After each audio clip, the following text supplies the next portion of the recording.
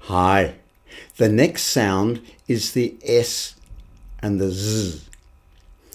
So how do you make those sounds? Well, a bit like the E, except we're not going to just make a sound. We're going to blow air. So smile and blow. S. So that's the S sound. So with the S, you've got air coming onto your hand. S.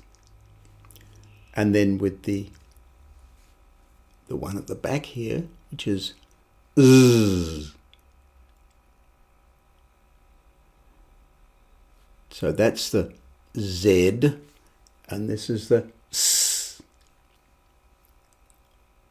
So we can say, as we said, we see here,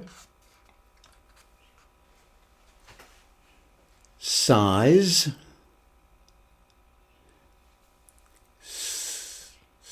size, sizes,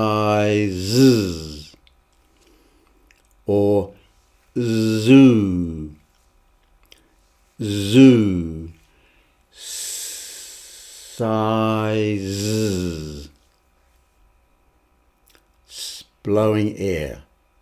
Okay, try practicing that one and see how you go.